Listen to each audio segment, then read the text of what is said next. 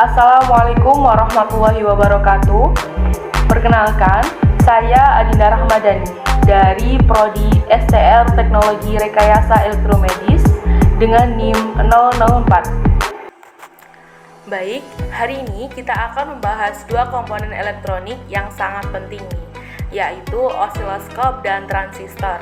Kita akan belajar cara menggunakan osiloskop, bagaimana melakukan kalibrasi dan perhitungan, serta memahami cara kerja transistor dan fungsinya. Yuk, kita mulai. Bagian 1. Mengenal osiloskop. Pertama-tama, mari kita kenali apa itu osiloskop. Osiloskop adalah alat ukur yang digunakan untuk menampilkan sinyal listrik secara visual. Bayangkan saja, osiloskop ini seperti layar TV yang bisa menampilkan bentuk gelombang listrik. Dengan osiloskop, kita bisa melihat bentuk gelombang, frekuensi, dan amplitudo dari sebuah sinyal.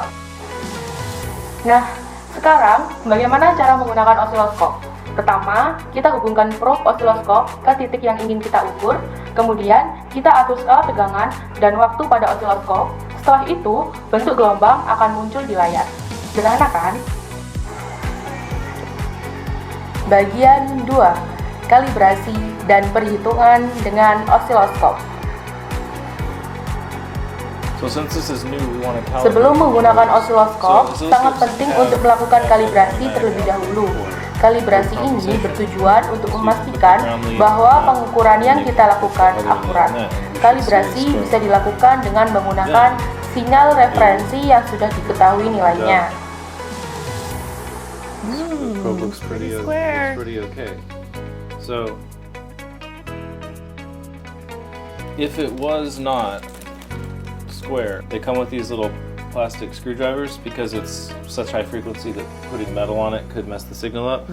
There's a little screw hole that adjusts the capacitor. Oh. So see if I twist that, Yeah. Fancy. auto whack it changes. Yeah, and you want to make it as square as possible. Yeah, so you want to make it square. You need to do that to this one too? Yeah, let's do it to that one. Baik, untuk kalibrasi dari osiloskop sendiri, kita bisa menghubungkan probe hitam ke salah satu channel, dan contohnya kita akan menggunakan channel 1. Lalu, probe merah disambungkan ke pojok kiri bawah bagian osiloskop, yang bisa kita baca di sini 2 VPP atau 2 volt peak to peak dan 1 kHz. Baik, 2 volt peak to peak dan 1 kHz ini adalah hasil perhitungan yang harus kita capai.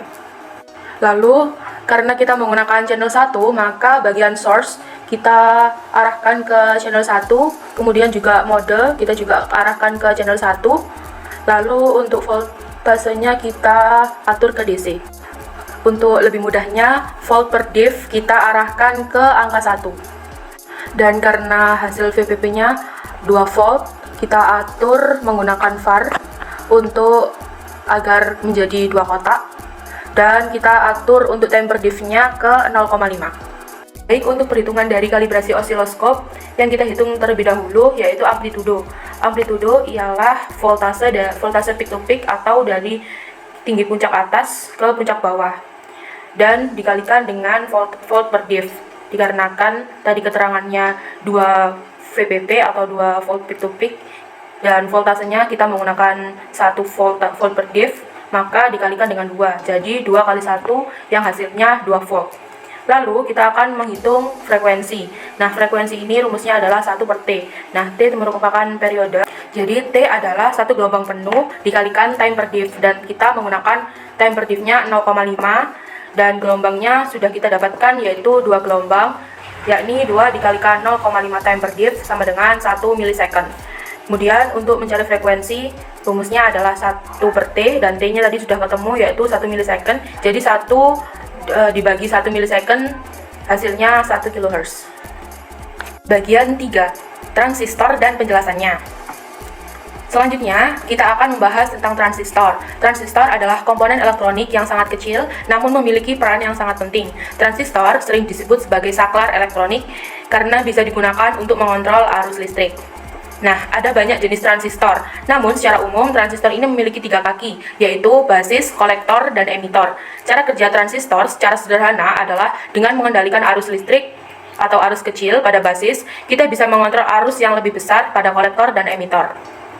Lalu, selanjutnya ialah fungsi transistor.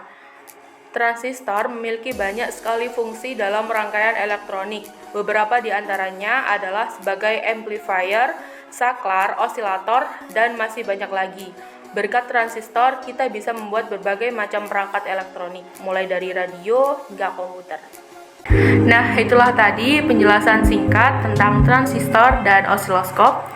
Sekian dari saya, kurang lebihnya mohon maaf. Wassalamualaikum warahmatullahi wabarakatuh.